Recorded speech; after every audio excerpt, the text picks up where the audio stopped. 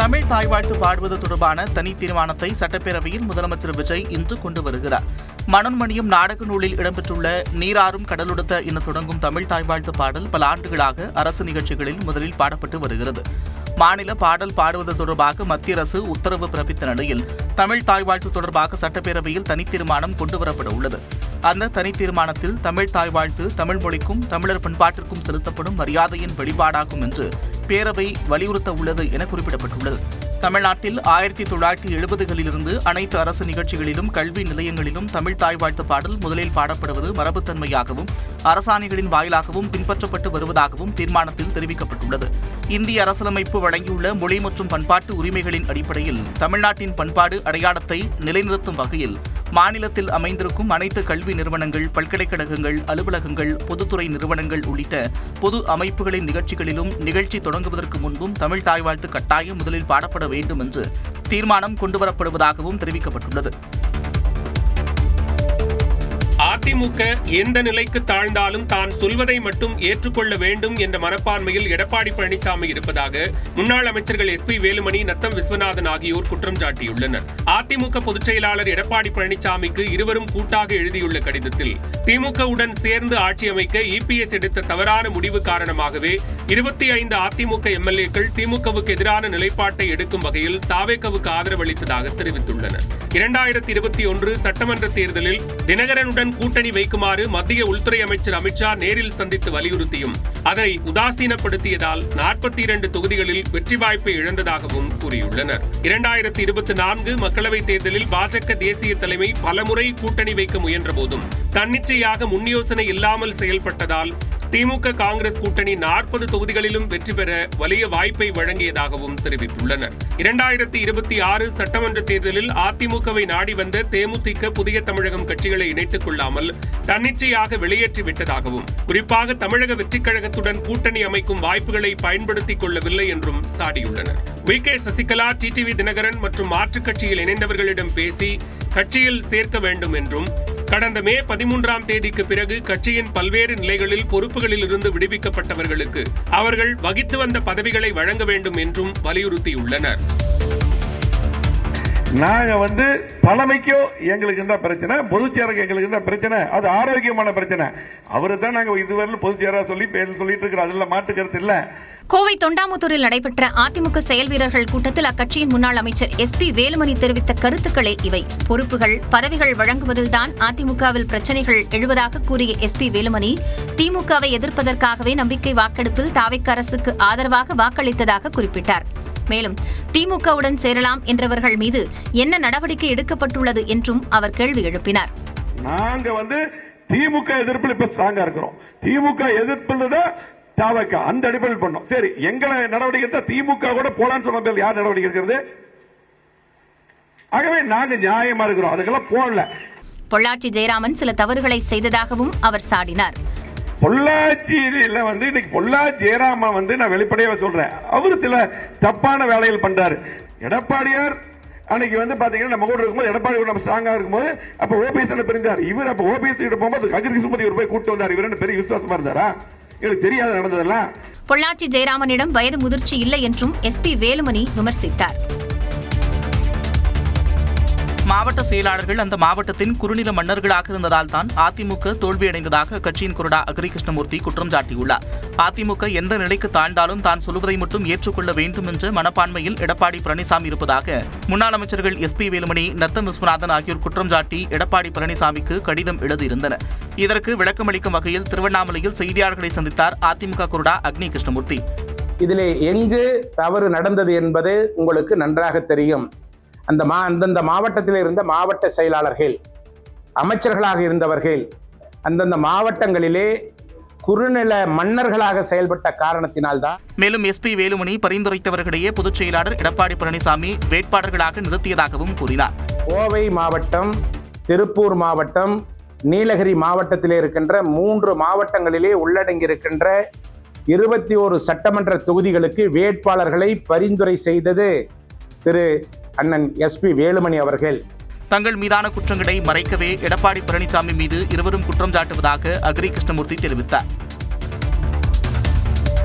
சுதந்திர தினத்தை ஒட்டி புதுச்சேரியில் நடைபெற்ற தேசிய கொடி ஊர்வலத்தை மத்திய உள்துறை அமைச்சர் அமித்ஷா தொடங்கி வைத்தார்.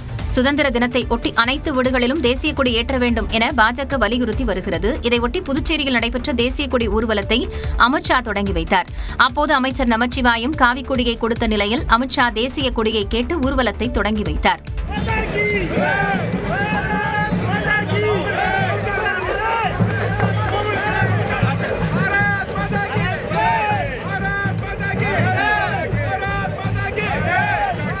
இந்த பேரணியில் பங்கேற்றவர்கள் தேசிய கொடியையும் பாஜக தேசிய தலைவர்களின் படத்தையும் ஏந்திச் சென்றனர்.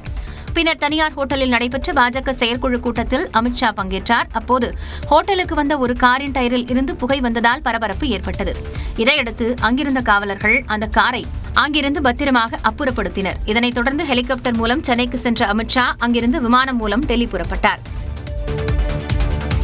சென்னையில் ஞாயிற்றுக்கிழமை காலை வெயில் சுட்டரித்த நிலையில் பிற்பகலில் கனமழை பெய்தது. கிண்டி, ஈக்காட்டுத்தாங்கல், அசோக் பில்லர், சைதாப்பேட்டை, வடபழனி, கூடம்பாக்கம், நுங்கம்பாக்கம், அண்ணா சாலை உள்ளிட்ட இடங்களில் மிதமான மழை பெய்தது.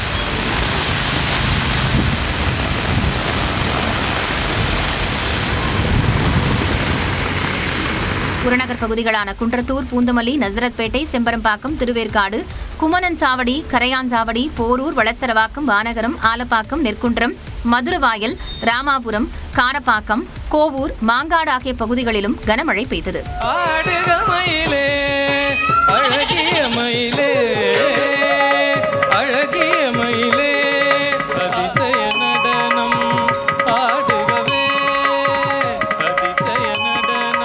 வட சென்னையின் புதுவண்ணாரப்பேட்டை பகுதியிலும் மிதமான மழை பெய்தது.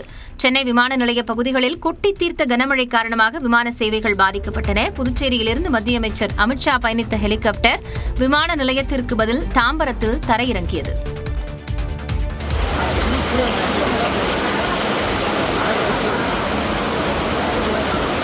தமிழ்நாட்டில் நேற்று பல்வேறு இடங்களில் பரவலாக மழை பெய்தது. கொடைக்கானலில் அப்சர்வேட்டரி, ஏரி சாலை, நாயுடுபுரம் பேருந்து நிலையம், மூன்றிக்கல், அண்ணா சாலை உள்ளிட்ட நகர்ப்பகுதிகளிலும், பள்ளங்கி, வில்பட்டி, பெருமாள்மலை உள்ளிட்ட மலை கிராமங்களிலும் கனமழை பெய்தது.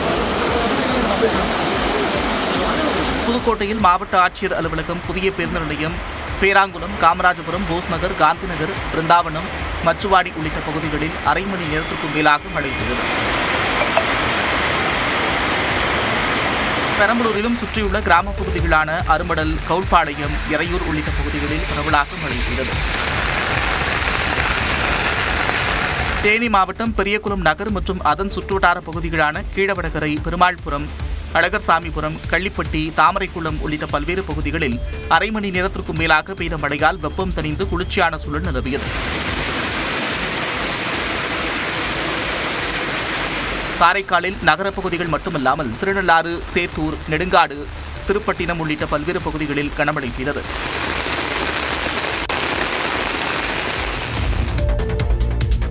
சுதந்திர தினம் வரை தமிழ்நாட்டில் பரவலாக மிதமான மழை பெய்யும் என சென்னை வானிலை ஆய்வு மையம் கணித்துள்ளது.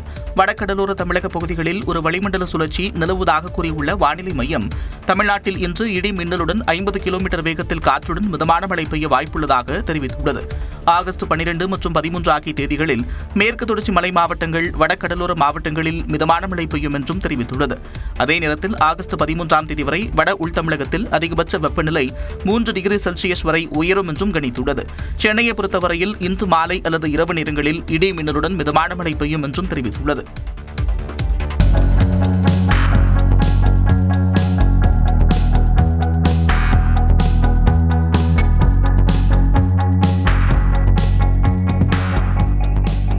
தொன்னூற்றி வயதிலும் 19 வயது இளைஞர் போல மனதில் துள்ளலுடன் மாரத்தான் போட்டியில் கலந்து கொண்டு முதியவர் ராஜேந்திரன் ஓடிய காட்சிதான் இது.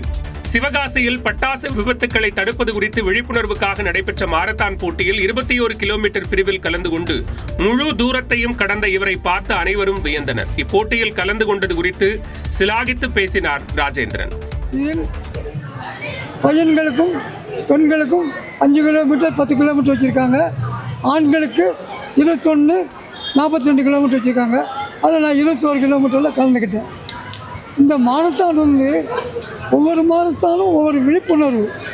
இன்றைக்கி சிவகாசியில் நடக்கிற மாரத்தான் பட்டாசு தொழிற்சாலை எப்படி செவ்வனே நடைபெற வேண்டும், அதில் எப்படி விபத்துகளை தவிர்க்க வேண்டும் என்பதை விழிப்புணர்வு கொண்டு வருவதற்காக இதில் 10,000 பேர் கலந்துக்கிட்டாங்க. இளைஞர்களுக்கான முன்னேற்றத்திற்கான சூத்திரத்தையும் அவர் கூறினார். உங்கள் முயற்சி பண்ணுங்கன்னா ஒலிம்பிக்கில் கோல்டு வாங்கலாம், நோபல் பிரைஸ் வாங்கலாம். அதுக்கு ஒரே ஃபார்முலா, உழைப்பு உங்களை உயர்த்தும். அறிவுடன் கூடிய உழைப்பு மேலும் உயர்த்தும். நுண்ணறிவுடன் கூடிய உழைப்பு ஓகோன்னு உயர்த்தும். AI தொழில்நுட்பத்தை பயன்படுத்தி சிவகாசு பட்டாசு ஆலைகளில் விபத்துக்களை தடுக்க முடியும் என்றும் ராஜேந்திரன் தெரிவித்தார். தமிழ்நாடு முழுவதும் மோசடி பணத்தை பதுக்கும் மணிமியூல் வங்கிக் கணக்குகள் தொடர்புடைய 837 பேரை சென்னை சைபர் கிரைம் போலீசார் கைது செய்துள்ளனர். காவல்துறை அதிகாரிகள் பேசுவது போல நடித்து டிஜிட்டல் அரஸ்ட் செய்வதாக மிரட்டி லட்சக்கணக்கில் பணம் பறிக்கும் நிகழ்வுகள் நாடு முழுவதும் நடந்து கொண்டிருக்கின்றன. இதேபோல ஆன்லைன் பங்கு பரிவர்த்தனையில் அதிக லாபம் என கூறி முதலீட்டு பணத்தை மோசடி செய்வது உள்ளிட்ட பல்வேறு விதமான மோசடிகள் அரங்கேறி வருகின்றன. இவ்வாறு மோசடி செய்யப்படும் பணத்தை தங்கள் வங்கிக் கணக்குகளில் வைத்திராமல் சிலரிடம் ஆசை வார்த்தை கூறியோ சிறிய தொகை கொடுத்தோ அவர்களது வங்கிக் கணக்கை மோசடி நபர்கள் பயன்படுத்திக் கொள்கின்றனர். இத்தகைய வங்கிக் கணக்குகளே மணி மியூல் அக்கவுண்ட் என்று காவல்துறையினர் அழைக்கின்றனர். இதுபற்றி புகார்கள் வந்த நிலையில் தமிழ்நாடு காவல்துறையின் சைபர் குற்றப்பிரிவு ஆகஸ்ட் 6 மற்றும் 7 ஆகிய தேதிகளில் 48 மணி நேர இடைத்தரகர் கணக்கு வைத்திருப்பவர்களுக்கு எதிரான மாநிலம் தழுவிய சிறப்பு நடவடிக்கையை மேற்கொண்டது. அப்போது தங்களது வங்கிக் கணக்கை வாடகைக்கு விட்டதாக 837 பேர் கைது செய்யப்பட்டனர். மேலும் இந்த நடவடிக்கையின் போது 1 லட்சம் ரூபாய் ரொக்கம் மற்றும் 204 செல்போன்கள் உள்ளிட்டவை பறிமுதல் செய்யப்பட்டதாக தமிழ்நாடு காவல்துறை தெரிவித்துள்ளது. வெகுமதிகளை வழங்குவதாக வரும் தேவையற்ற அழைப்புகள், செய்திகள் அல்லது இணைப்புகளை பொதுமக்கள் புறக்கணிக்க வேண்டும் என்று காவல்துறை வேண்டுகோள் விடுத்துள்ளது. அரசியலில் யாரும் எதிரி இல்லை என திமுக முன்னாள் MP கனிமொழி சோமு கூறிய நிலையில் திமுகவின் புதிய நண்பர்கள் யார் என்பதை தெரியப்படுத்த வேண்டும் என தமிழ்நாடு காங்கிரஸ் தலைவர் மாணிக்கம் தாக்கூர் வலியுறுத்தியுள்ளார். சென்னை பாரிமுனையில் திமுக இளைஞரணி சார்பில் நடைபெற்ற இரத்த தான முகாமை திமுக முன்னாள் MP கனிமொழி சோமு தொடங்கி வைத்தார். பின்னர் செய்தியாளர்களிடம் பேசிய அவர், தொகுதி மறுவரையறை தொடர்பாக தமிழ்நாட்டுக்கு எது நல்லதோ அதை திமுக செயல்படுத்தும் என்றார். யாருமே எதிரி ஃப்ரெண்ட்ஸ் அப்படிலாம் ஒரு பாலிடிக்ஸில் யாரையுமே சொல்ல முடியாதுங்க. தமிழ்நாட்டுக்கு எது நல்லதோ அது எங்கேருந்து வருதோ அதை கண்டிப்பாக நாங்கள் ஆமோதிப்போம். இதுகுறித்து சென்னையில் செய்தியாளர்களிடம் பேசிய தமிழ்நாடு காங்கிரஸ் தலைவர் மாணிக்கம் தாக்கூர், திமுகவின் புதிய நண்பர் யார் என்பதை தெரிவிக்க வேண்டும் என்றார். திருப்பதி கனிமொழி சோமு அவர்கள் சொல்லிட்ட செய்தி என்பது அரசியல்ல நண்பன் கிடையாது, நிரந்தர நண்பன் கிடையாது, நிரந்தர எதிரியும் கிடையாது. அப்படின்னா நட்பு யாரோட போறாங்க? நட்பு யாரை அவருடைய புதிய நட்பு யார்கிட்ட போக போகுதுங்கிற டைரக்ஷன் சொன்னீங்கன்னா நல்லா இருக்கும். முன்னதாக மக்களவை தொகுதி மறுவரையறை மசோதாவிற்கு எதிராக சென்னை மேடவாக்கத்தில் தமிழ்நாடு காங்கிரஸ் சார்பில் விழிப்புணர்வு பேரணியை மாணிக்கம் தாக்கூர் தொடங்கி வைத்தார். நடிகரும் பாஜக நிர்வாகியுமான சரத்குமாரின் அன்பு வேண்டுகோளை ஏற்று அவரது ஆதரவாளர்கள் நாட்டாமை குடும்பம் என பச்சை குத்திக் கொண்ட காட்சியே இது. திருநெல்வேலியில் நடைபெற்ற சரத்குமாரின் பிறந்தநாள் விழாவிற்காக பணியாற்றிய ஆதரவாளர்களுக்கு நன்றி தெரிவிக்கும் விழா சென்னை எழும்பூரில் நடைபெற்றது. இதில் கலந்து கொண்டவர்கள் சரத்குமார் முன்னிலையில் அவரது வேண்டுகோளை ஏற்று நாட்டாமை குடும்பம் என பச்சை குத்திக் கொண்டனர். என்னுடன் பயணித்தவர்கள் உணர்வோடு செய்து கொள்வதுதான். இப்பயும் கட்டாயம் யாரும் கிடையாது. யார் யாருக்கு அது குத்த இயலாது, மருத்துவ ரீதியாக அது ஒவ்வாது என்று இருப்பவர்கள் நிச்சயமாக அதை செய்யக்கூடாது என்று சொல்வது முதல் ஆளாக நான் இருக்கின்றேன். தான் ஏன் பச்சை குத்தவில்லை என்பதற்கு சரத்குமார் விளக்கம் அளித்தார். இன்று நானும் அந்த நாட்டாமை குடும்பம் என்று பச்சை குத்தியிருப்பேன். ஆனால் படப்பிடிப்பு இருப்பது காரணத்தால் அந்த படப்பிடிப்பு முடிவதற்கு ஒரு 14-15 தேதி ஆன பிறகு அந்த நாட்டாமை குடும்பம் என்ற முத்திரை என் கைகளும் இருக்கும் என்பதை உங்களுக்கு தெரிவித்துள்ளேன். பச்சை குத்தியது மகிழ்ச்சி அளிப்பதாக சரத்குமார் ஆதரவாளர்கள் தெரிவித்தனர். ரொம்ப சந்தோஷமா இருக்கு. எப்ப டெய்லி அவரை நினைக்காத நாளே கிடையாது. நாங்க எங்க போனாலும் நாட்டாம குடும்பத்தை சேர்ந்தவங்கன்னு செய்யணும் அப்படின்னு தலைவர் யோசித்து ஒரு முடிவு சொன்னாங்க. இது சரியா வருமானு கேட்டாங்க. அதுக்கு கண்டிப்பாக சரியா வரும். நாங்க எல்லாரும் குத்தைக்கு தயாராக இப்போ நாட்டாமை குடும்பம் தங்கள் அடையாளம் என்றும் ஆதரவாளர்கள் குறிப்பிட்டனர். எங்க போனாலும் அப்படியே கெத்தா சொல்லுங்க, டிகிரி மட்டும் சொல்லாதீங்க. பிகாம்னா பிகாம் சொல்லிட்டு பிகாம் லாயலான்னு சொல்லுங்க. அதுக்கு ஒரு தனி மதிப்பு மரியாதை இருக்கு. தான் பயின்ற லோயலா கல்லூரியின் நிகழ்ச்சியில் மாணவர்கள் மத்தியில் நடிகர் சூர்யா பேசிய காட்சிகளே இவை. சென்னை நுங்கம்பாக்கத்தில் உள்ள லோயலா கல்லூரியில் முன்னாள் மாணவர்கள் சந்திப்பு நிகழ்ச்சி நடைபெற்றது. இதில் நடிகர் சூர்யா உட்பட நூற்றுக்கணக்கான முன்னாள் மாணவர்கள் பங்கேற்றனர். லோயலா படிப்பை மட்டுமல்ல வாழ்க்கையும் கற்றுக் கொடுத்ததாக கூறினார். And every time somebody asks me என்ன படிச்சிருக்கீங்க அப்படின்னு சொன்னா வெறும் பிகாம் மட்டும் சொல்ல மாட்டேன், பிகாம் லாயலான்னு சொல்லுவேன். ஆப்போசிட்ல இருக்கிறவங்களோட முகத்துல ஒரு மதிப்பும் மரியாதையும் கிடைக்கும். So Loyola has not just given me a certificate, but it's given me a lifetime recognition and so much respect. தொடர்ந்து பேசிய அவர் கல்லூரி கால நினைவுகளை பகிர்ந்து கொண்டார். 3 வருஷம் ஆச்சு, கேம்பஸ் விட்டு எல்லாருமே வெளியே போக வேண்டியதான். வெளியில் போனோம், ஆனால் எங்களோட பிகாம் டிபார்ட்மெண்ட் பில்டிங் ஆகட்டும், கேன்டீன் ஆகட்டும், மரத்தடி ஆகட்டும், சர்ச் ஆகட்டும், ஃபுட்பால் கிரவுண்ட்ஸ் ஆகட்டும், எதுவுமே மனசு விட்டு போகவே இல்லை. இன்னும் அப்படியே மனசுக்குள்ளேயே இருக்கு. இந்த கல்லூரியில் படித்த அனைவரும் ஒரே குடும்பம் என்று கூறிய சூர்யா, அகரம் அறக்கட்டளைக்கு பலரும் உதவி வருவதை குறிப்பிட்டார். சென்னை அம்பத்தூரில் உள்ள நகைக்கடையில் நகை வாங்குவது போன்று கவரி நகைகளை மாற்றி வைக்க முயன்ற நபர் கைது செய்யப்பட்டார். சென்னை அம்பத்தூர் பகுதியில் இயங்கி வரும் நகைக்கடை ஒன்றிற்கு சென்ற நபர் கவரிங் நகைகளை வைத்துவிட்டு நகைகளை திருட முயன்றுள்ளார். இதே பாணியில் அருகில் இருந்த மற்றொரு நகைக்கடையிலும் திருட்டு முயற்சி நடைபெற்றுள்ளது. இதையடுத்து நகைக்கடை ஊழியர்கள் அவரையும் கையும் களவுமாக பிடிக்க திட்டமிட்டனர். மீண்டும் அதே நபர் நகைக்கடைக்கு வந்த நிலையில் ஊழியர்களிடம் கையும் களவுமாக சிக்கினார்.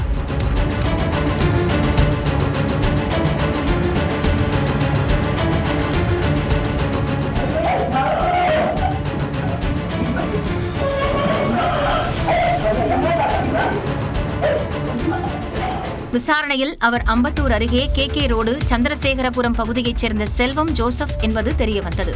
புதூர் காவல் நிலைய காவலர்கள் அவரை கைது செய்த நிலையில் ஜோசப்புடன் வேறு யாருக்கும் தொடர்புள்ளதா என்ற கோணத்தில் காவலர்கள் விசாரித்து வருகின்றனர்.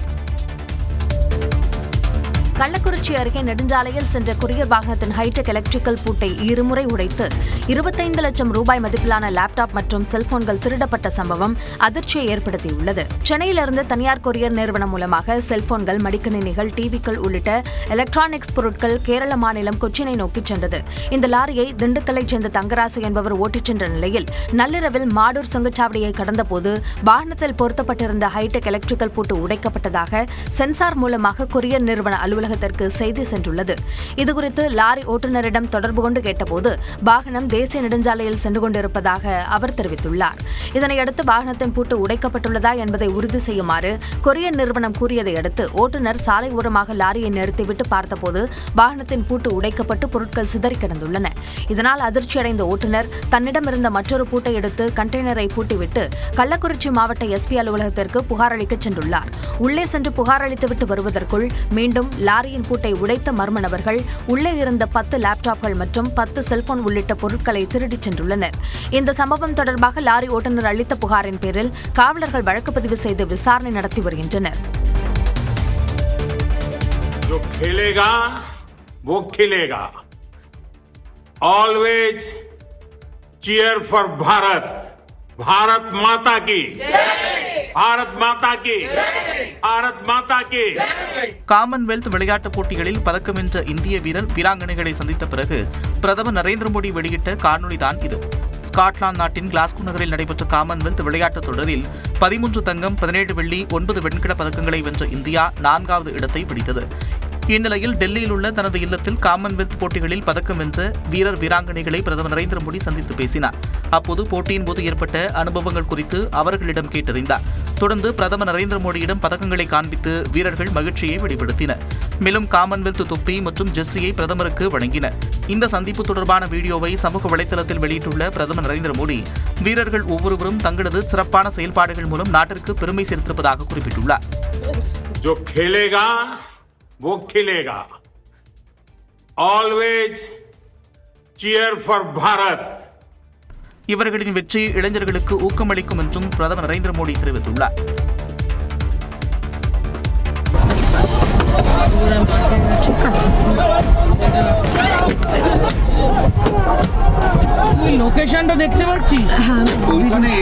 மேற்கு வங்கத்தில் முன்னாள் முதலமைச்சர் மம்தா பானர்ஜியின் கார் மீது கற்கள் மற்றும் சேறு வீசி பயங்கர தாக்குதல் நடத்தப்பட்ட அதிர்ச்சி காட்சிகளே இவை. வடக்கு 24 பர்கானாஸ் மாவட்டத்தில் உள்ள ஹல்சி ஹாகர் என்ற பகுதியில் காவல்துறை விசாரணையின் போது உயிரிழந்த பிர்ஜு கியோட் என்ற திரிணாமுல் காங்கிரஸ் தொண்டரின் குடும்பத்தினரை சந்தித்து ஆறுதல் கூற அக்கட்சியின் தலைவரும் முன்னாள் முதலமைச்சருமான மம்தா பானர்ஜி நேற்று அங்கு சென்றார். அப்போது அவரது வருகைக்கு எதிர்ப்பு தெரிவித்து போராட்டத்தில் ஈடுபட்ட சிலர் அவரின் காரின் மீது சேற்றை வாரி இறைத்தும் கற்கள், தண்ணீர் பாட்டில்களை வீசியும் தாக்கினர். தனது பயணம் குறித்து முன்கூட்டியே தெரிவித்த போதும் காவல்துறையினர் உரிய பாதுகாப்பு ஏற்பாடுகளை செய்யவில்லை என்று மம்தா பானர்ஜி குற்றம் சாட்டியுள்ளார்.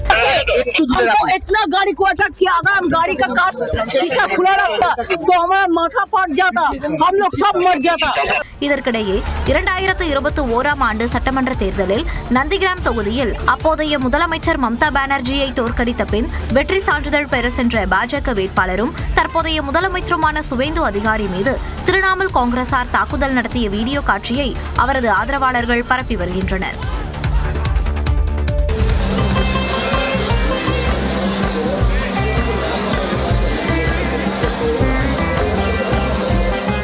உத்தராகண்ட் மாநிலத்தின் ஹரித்வாரில் கங்கை நதி அருகே லட்சக்கணக்கான கண்வாரிய பக்தர்கள் திரண்டிருக்கும் காட்சிதான் இது. ஒவ்வொரு ஆண்டும் ஜூலை இறுதியில் தொடங்கி ஆகஸ்ட் வரை நாடு முழுவதும் பல்வேறு பகுதிகளில் இருந்து சிவபக்தர்கள் வெறும் காலில் புனித தலமான ஹரித்வாரை நோக்கி படையெடுப்பார்கள்.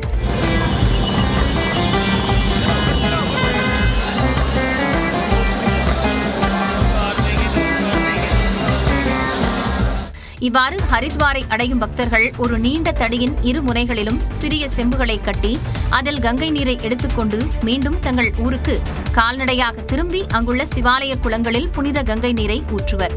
இந்த ஆண்டும் இந்த கன்வார் யாத்திரை நிறைவு நாளை நெருங்கும் நிலையில் லட்சக்கணக்கில் ஹரித்வாரில் மக்கள் குவிந்துள்ளனர்.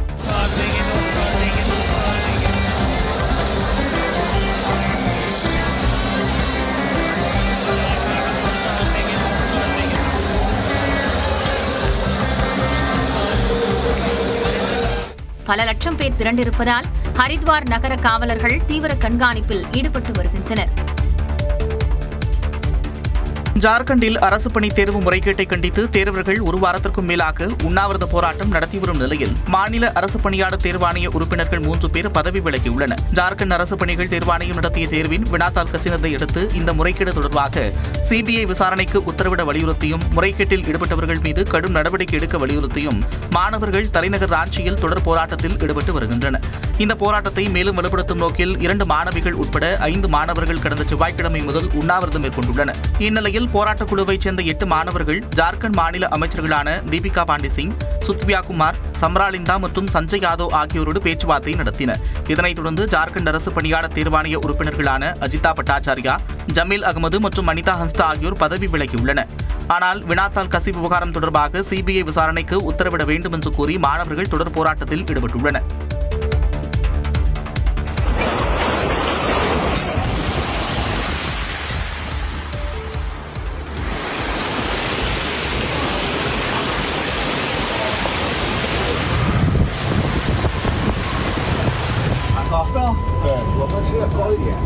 சீனாவின் கிழக்கு பகுதியை டால்பின் புயல் புரட்டி போட்ட காட்சிகள்தான் இவை.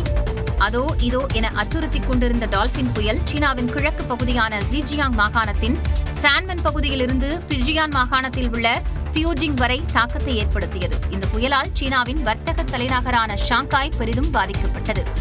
ஷாங்காய் நகரில் பார்க்கும் இடங்களில் எல்லாம் தண்ணீர் ஆறு போல ஓடிக்கொண்டிருக்கிறது. ஷாங்காய் நகருக்கான 1500 விமான சேவைகள் ரத்து செய்யப்பட்டுள்ளன. அந்நகரின் தெருக்களில் கார்கள் படகு போல மிதந்து செல்கின்றன. காற்றில் வீட்டின் கூரைகள் பீத்துக் கொண்டு பறக்கின்றன. இந்த டால்பின் புயல் காரணமாக சீனாவின் கிழக்கு பிராந்தியத்தில் இருந்து 10 லட்சம் மக்களை பாதுகாப்பான இடங்களுக்கு வெளியேற்றியுள்ள சீனா ரெட் அலர்ட் எச்சரிக்கையையும் விடுத்துள்ளது.